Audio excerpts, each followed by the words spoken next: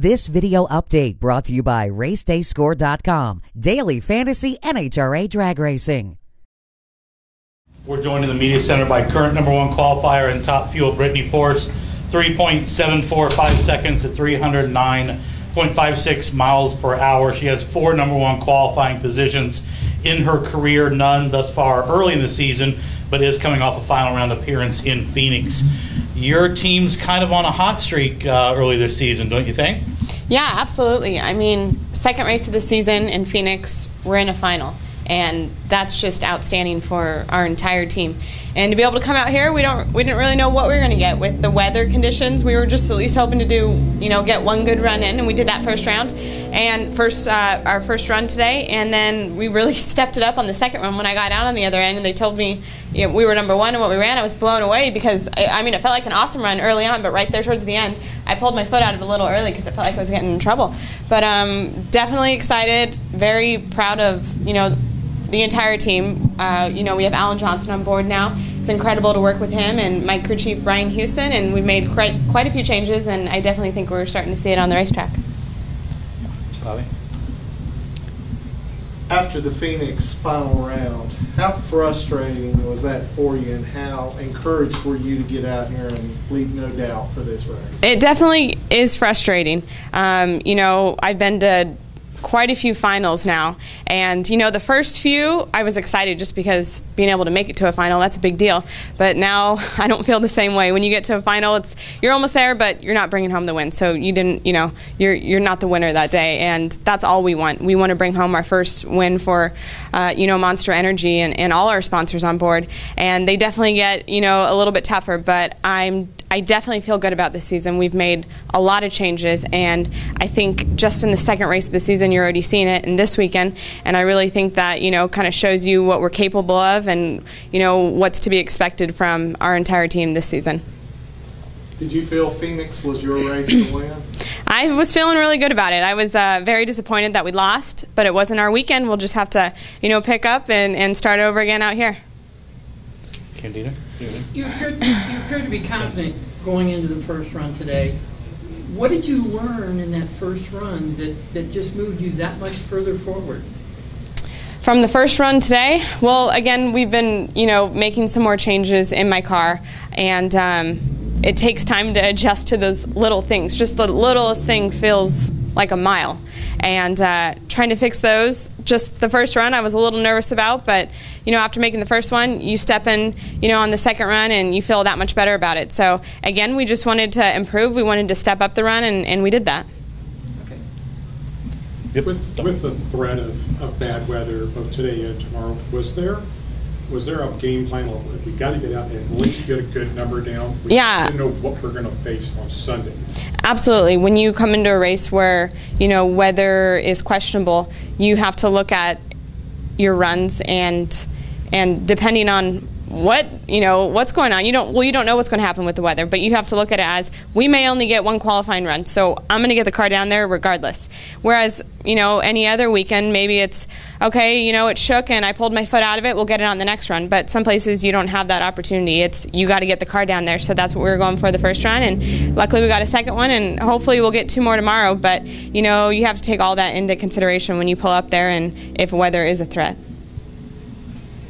Does getting both in today make tomorrow easier or even more critical? Oh, it definitely clears your conscience going into tomorrow that you have 2 runs under your belt in case tomorrow doesn't happen. Going into Sunday, you have something to work with, and that feels good, especially because the 2 runs we made were awesome. They were outstanding runs. Obviously, I'm up here right now, and it definitely feels good, and we're hoping for more tomorrow and even more on Sunday.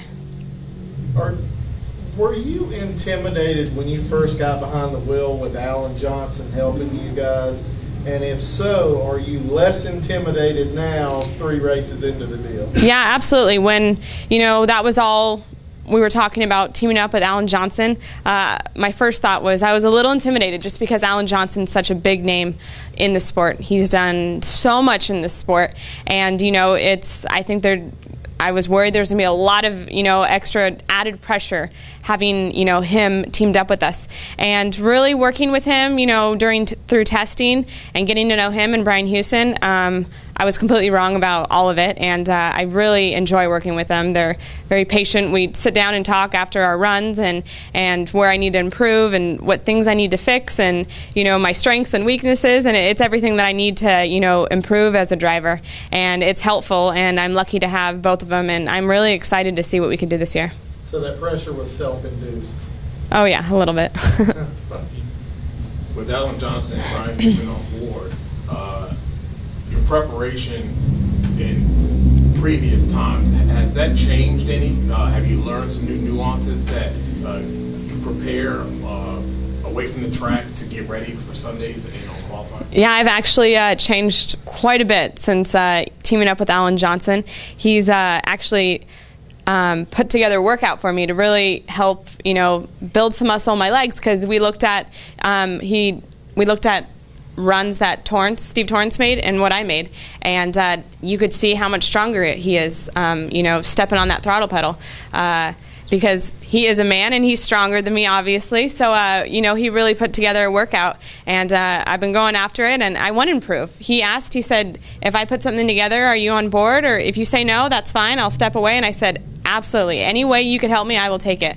And I will do exactly what you say. I mean, obviously, you could see what he's done. He knows what he's talking about. So I'm always, open for any kind of help anywhere. So that, that's definitely new. And my whole routine in the race car has changed. That's why that last run, sometimes I get a little lost or screwed up there, because I've changed everything I've done for the last, since 2013. I always went up and staged my way, and now I'm doing everything completely different, because that's, what my team, we sat down and talked, and we think it would be the best, route to do the same thing every single time. And I'm listening to what my, teachers are telling me to do, and I think it'll work out in the end.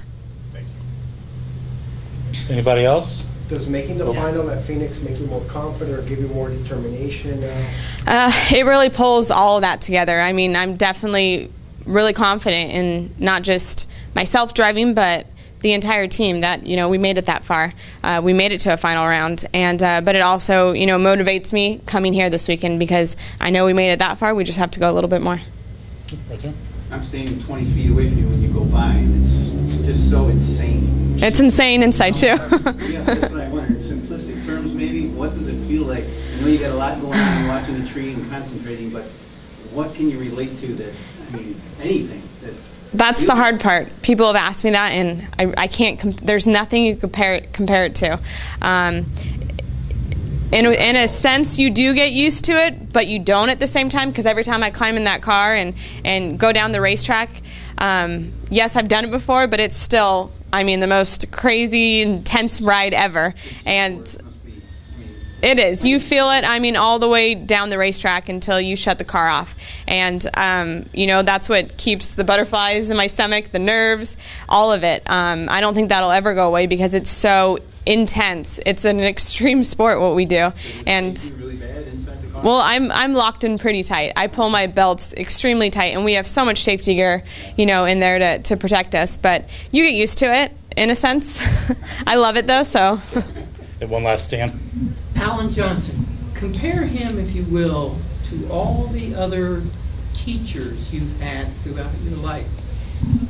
I've worked with so many different crew chiefs, and there's nothing I could say negative about any of them. They've all, brought in a different manner or a different way of teaching me, to the table. Everyone does things a little differently. So through that, I think I've collected a lot and learned from so many different people that it's made me the driver I am today. Well, let me rephrase that ever so slightly. When I say teachers, I'm talking about when you were in college, when you were in high school. What is he like in comparison to those years? Right now, he's my favorite teacher, because I'm sitting here, so I don't have a problem with it. To compare it to... Well, it's really comparing it trying to compare it to that, it's way more involved in anything I've done. It's, we sit there and talk about do this on the run, do that on the run, and I climb in the car and, I try to fix those things where I've screwed up before. So you can really see, the steps that we make together and improve.